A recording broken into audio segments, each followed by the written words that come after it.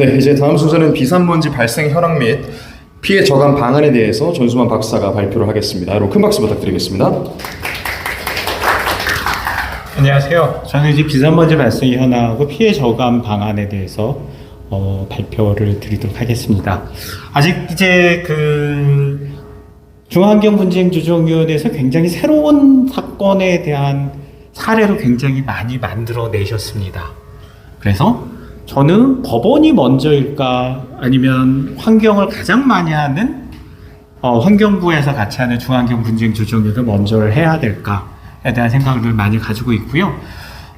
이런 부분에 대한 인식하고 가장 전문적인 부분이 어떤 부분에서는 굉장히 민사소송보다 작다라고 하지만 새로운 거를 만들어낸 기준을 만들어낸 거는 역시 환경부에서 하시는 기준이 굉장히 맞지 않을까. 왜냐하면 여기서 만드는 것이 민간에 정할 거고요.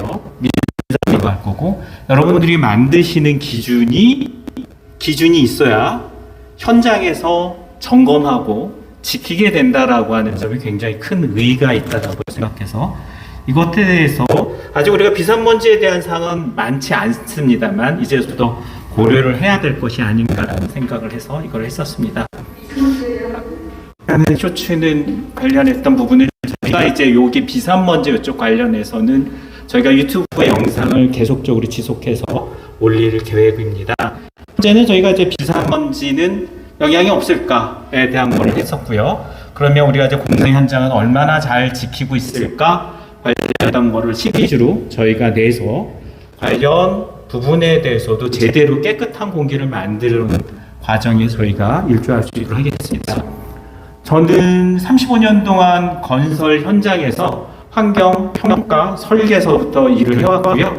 저는 전국에서 2,000개의 현장을 돌면서 포스코 ENC뿐만 아니라 다른 건설 현장도 다 돌면서 점검하고 지도했고, 그리고 제가 이제 한 15년 정도는 중환경분쟁조정위원회에 가서 피의자석에 늘 앉아서 민원인들의 의견을 많이 잘 듣고 늘 앉아서 이렇게 반성을 많이 하고 왔었습니다. 보면서 뭐 이런 거 줘야지 돼? 라는 생각도 했었고, 근데 저런 분들이 저렇게 억울하다라고 하는데 이렇게 해도 되는가? 그 다음에 만났을 때 하고 그 재판 끝나고 난 다음에 가는 길이 굉장히도 좀 남달라요. 그래서 민원이다가 같이 타면 안 돼. 눈 마주치지 말고 가자. 뭐 이런 얘기도 했었던 기억이 납니다.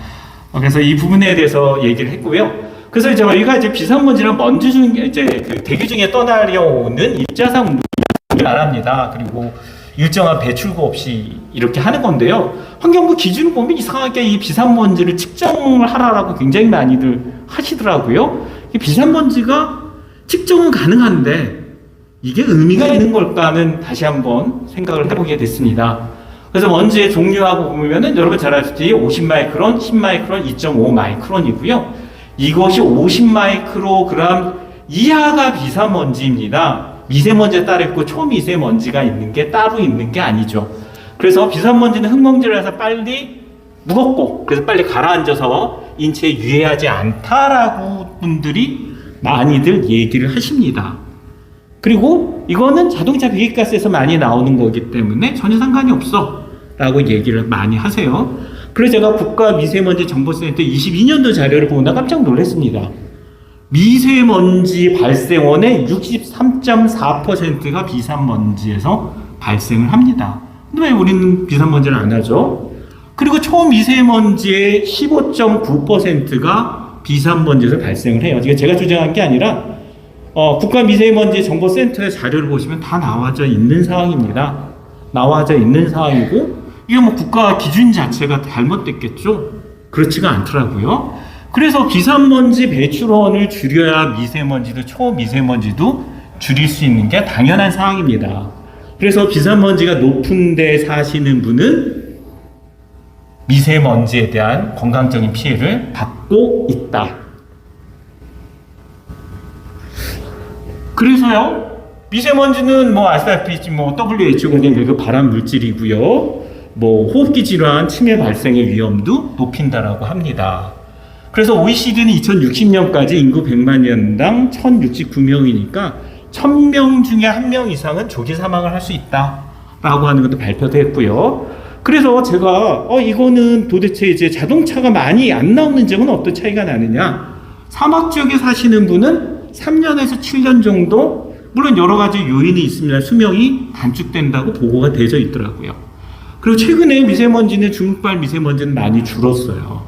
그래서 굉장히 좋아졌나 보다 라고 생각을 했지만, 실제 공사장이나 제철소나 발전소에 사시는 분들도 그럴까요? 공사장 주변이라든지 이런 취약지역에는 PM10 미세먼지가 높다는 거는 뭐 그동안 수도 없이 많이 반복해서 나왔던 자료입니다. 그리고 그래서 저희가 중국발 미세먼지 영향은 약해졌지만 다음 지역은 상시적으로 위험하다라고 하는 거. 그래서 공사장 주변 지역, 특히 철거 해체할 때는 굉장히 많은 미세먼지가 발생합니다. 도로변, 특히 공사장 주변 도로에는 미세먼지가 많이 나요. 저희 흙먼지니까 저 금방 가라앉죠. 결코 그렇지 않습니다. 그 중에서는 비산먼지 중에서는 미세먼지도 있고 초미세먼지도 있는 겁니다. 그래서 사막에 사시는 분들이 뭐 여러 가지 요인이 있습니다만 그 중에 하나가 미세먼지가 많이 있어서 돌아가신다. 일찍 돌아가신다. 그 다음에 뭐 학교 나대지, 공사장도 많고요. 나대지 많은데 여러분 얼마나 많은 먼지가 나요? 저 흙먼지 저 금방 가라앉죠? 아닙니다. 그렇게 되었으면 여러분 중국에서 오는 황사가 대한민국에까지 오지 않았겠죠. 학교 운동장, 대형 인프라 공사장에 미세먼지가 굉장히 많이 나고 있습니다. 이분들은 중국의 미세먼지 영향이 줄었다 끝난 것이 아니라 이분들은 계속적으로 공사 끝날 때까지 시달릴 수밖에 없다라는 상황이고요.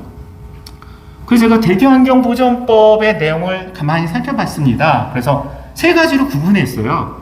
가만히 있을 때 먼지 나는 거, 움직였을 때 먼지 나는 거, 이동이나 운반했을 때 먼지 나는 거. 세 가지 유형으로 딱 구분되더라고요. 그래서 가만히 있을 때 먼지가 나는 거는 어느 때 먼지가 나느냐? 바람이 불면 먼지가 나는 거고, 작업을 할 때 뭐 채취하거나 분쇄를 하거나 이런 거 할 때는 당연히 먼지가 나죠. 그 다음에 운반할 때 먼지가 많이 납니다. 이 세 가지로 구분해서 보게 되면 저감 방법이 뭐 방진덮개를 해라, 물살수를 하라, 옥내화를 하라, 그 다음에 혹한기 경화제를 살포하라. 이 내용은 들어가져 있어요. 근데 혹한기 경화제를 살포하라는 내용은 이게 경화제 쓰면 안 될 것 같아 라고 하는 오래되어 있는 이런 부분에 대해서 했었던 것 같고요. 그 다음에 미세먼지에 대한 영향이 굉장히 좀 미흡했다. 그리고 싸구려 방진덮개 하게 되면 금방 노화됩니다. 잘 아시다시피 그게 미세 플라스틱 만들어서 호흡기에 다 들어가집니다. 이거 괜찮을까요? 여러분 다 아실 거예요. 그러고 난 다음에 굉장히 더 중요한 거는 뭐냐면 환경법에 야적은 너프라고 되어 있는데요. 공사 현장에 어느 데는 번면 토사 노출된 져 있는 데는 터프라고 되어 있어요. 영향평가에 터프라고 되어 있고 나머지는 안 합니다. 이게 굉장히 제가 가만히 있을 때 먼지 나는 건, 바람에서 먼지 나는 거는 야적한 거나 토사가 노출되어 있는 부분은 똑같은 사항입니다. 이게 기준에서 우리가 잘못됐다라는 생각을 하고요. 작업에 대해서 뭐 조광 채취 뭐 여러 가지 부분에서 얘기했는데 저는 그렇게 생각합니다. 이게 꼭 아주 돈 많이 드는 방법으로만 하라라고 되어 있다라고 생각을 해요. 여러분 저거 덮는다라고 해서 옥내화하게 되면 돈이 굉장히 많이 듭니다. 그렇게 해서 보다 더 좋은 방법이 있어요. 사전에 저희가 철거 해체할 때도 물 뿌리기 전에 조금 더 우리가 수분을 시키면 공사 중에 먼지 훨씬 덜 납니다. 그리고 저희가 뭐 석탄이라든지 이런 거 할 때 덮어 씌우기도 해야 되지만 윤활을 적정한 부분에서 해주게 되면 떨어지는 거 훨씬 낙탄이 덜 떨어집니다. 이런 좋은 방법이 있는데 우리는 굉장히도 효과도 적은 덮으라, 물만 뿌려라, 옥내화하라 라고 하는 기준이 되어 있는 것이 좀 문제다라고 생각을 합니다. 그래서 이런 것들이 제가 봤을 때는 이제 90년대 기준을 가지고 우리가 2025년에 우리가 적용하고 있는 게 아닌가 라는 생각이 들어요. 그래서 미세먼지라든지 미세 플라스틱이라든지 온실가스에 대한 이런 부분이 없고, 현재적인 이런 부분에 대해서 경화제라든지 이런 거 이제 친환경 경화제가 개발이 된 게 되게 많은데 아직까지도 환경부는 30년 전에 방식을 고수하고 있다라고 하는 게 문제라고 생각을 합니다. 다른 또 하나는 뭐냐면 우리나라가 임금 굉장히 비싸요. 그래서 덮는 거 쉬울 거라고 저도 생각을 했는데 인건비 무지 많이 들어갑니다. 그래서 사실은 거의 안 합니다. 마지막 때 한번 대충 한번 하고 말지라고 하는 게 현실적인, 제가 2,000개 이상 현장을 했을 때 이게 현실이에요. 돈 안 쓰죠. 그러면은 문제가 들어가지고 있고요. 다른 또 하나는 뭐냐면 현장에서 시군구에서 비산먼지 이거 인허가 신고해줄 때 제가 안전, 품질, 환경제 같은 데서 다 시작을 했는데 환경만 관리자 배치가 없더라고요. 그래서 저도 굉장히 심각하게 반성을 했습니다. 안전이 왜 지금 뭐 문제가 많다라고 하지만 엄청 많이 발전했어요. 왜 이게 발전했느냐? 안전은 할 때부터 사람이 배치됐어, 안 배치됐어. 그리고 난 다음에 돈을 어떻게 쓸 거야? 니네 돈을 안 쓰면은 안 한 거야. 엄청나게 처벌해요. 환경은 여지까지 한 번도 안 했어요. 한 번도 안 하니까 지자체 공무원도 한 번 나올까 말까 했는데 한 번 나와서 제대로 했네요. 덮었네요. 끝. 이게 우리의 현실적인 부분이다. 그래서 저는 앞으로 이제 이런 부분이 바뀌어진다 그러면 현장에도 대형 현장에 환경관리자 당연히 배치. 저는 모든 현장에 환경관리자를 배치해야 된다는 게 아니에요.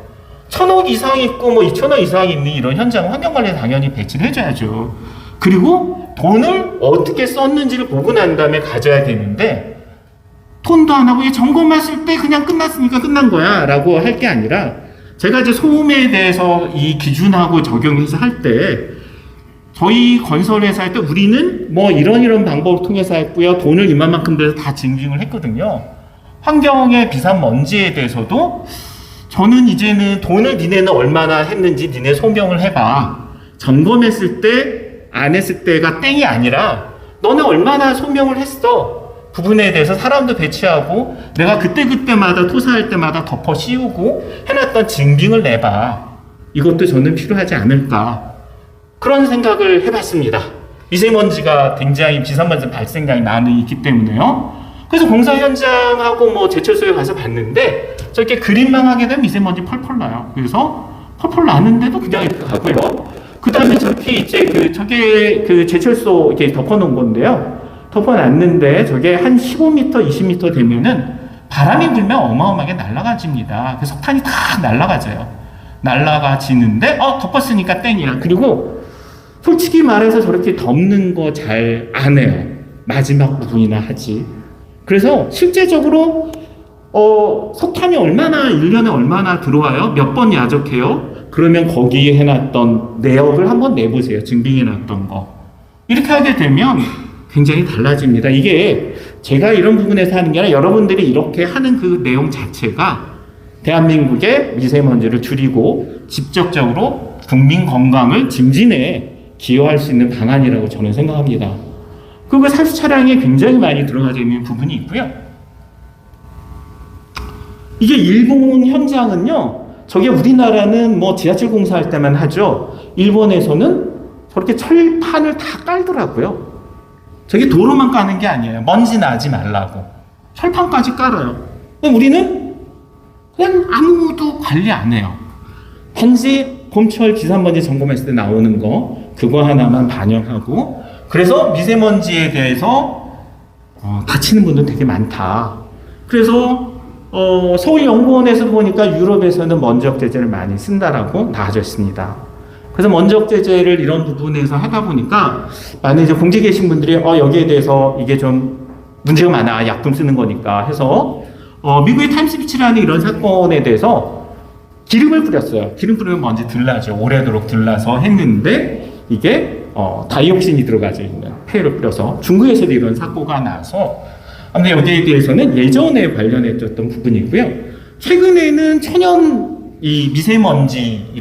천연 먼지 억제제 제품이 굉장히 많이 나와져 있어요. 그래서 21년도에 제가 국민환경부 대기관리과에서 건의를 했습니다.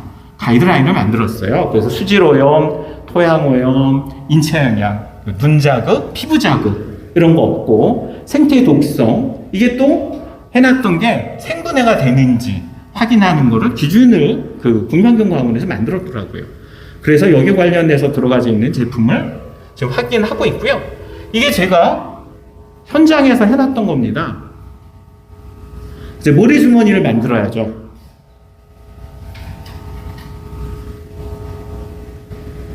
뿌리는 거는 18분에 맞췄어요. 이제 천막을 다 치고요. 천막은 모래주머니도 만들고 저렇게 철사까지 이렇게 다 넣어줘야 됩니다. 되어 있고 그러다 보니까 공사 현장에서 인건비도 높은데 안 하는 거예요. 안 하는 게 아니라 못 하는 겁니다. 저 돈을 내가 왜 들여? 그리고 아무도 점검 안 하는데.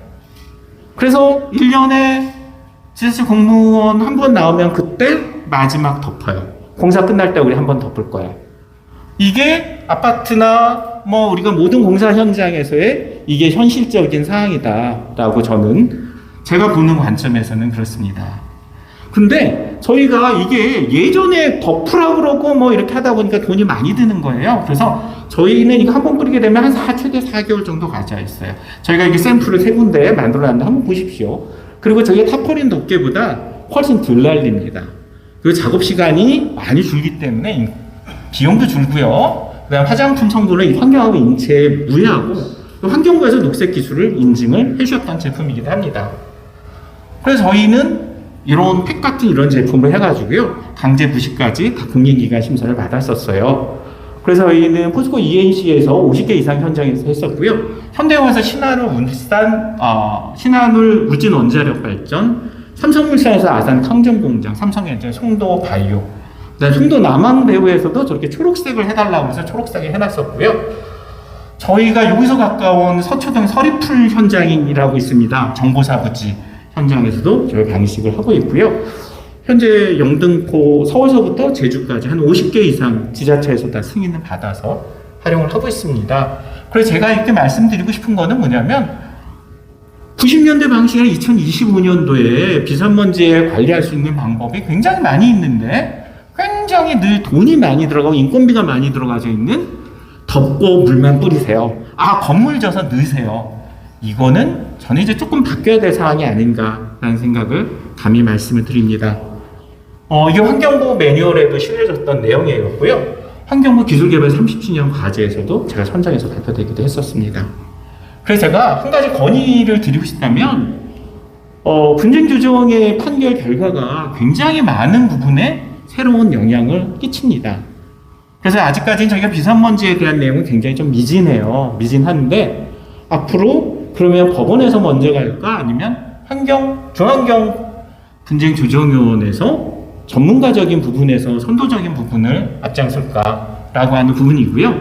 이게 판결적인 부분이 굉장히 중요한 요소는 뭐냐면 그래야 움직인다라고 하는 겁니다. 제가 이제 소음 그쪽 관련해서 굉장히 이제 중환경 분쟁 조정에 저희 대응자를 굉장히 많이 만들었어요. 만들고 나니까 공사장에서도 소음 굉장히 많이 줄이게 노력을 했습니다. 이게 민사소송에서만 들어가져 있는 건 아니거든요. 판사님들이 잘할까요? 아니면 환경 전문가들이 더 잘할까요? 그래서 이 부분에 대한 사항에 대한 말을 말씀드리고 있고요. 비산먼지에 관련했던 기준이 작년에 일부 만들어졌던 걸로 알고 있어요. 관련되어 있는 부분에 대해서 좀 시급하다. 그 다음에 미세먼지나 미세 플라스틱에 대한 인식이 아직 굉장히 많이 부족해요. 그래서 비산먼지와 미세먼지는 다른 거야. 미세먼지는 영향이 많은데 얘는 자동차 배기가스야. 잘못되어 있는 부분도 있다. 그리고 일정 규모 이상에 대한 부분에 대해서는 이제 환경관리자가 니네가 배치되어 있어요? 돈 제대로 썼어요? 이거 증빙해서 관리하는 것도 필요하다라는 생각을 들고요. 그래서 이제 90년대 방식에서 현재에 맞는 2025년도 대한민국의 환경관리에 대한 인식하고 미세먼지, 미세플라스틱, 온실가스에 대한 인식을 같이 고려해야 될 시기라고 저는 생각을 합니다. 네.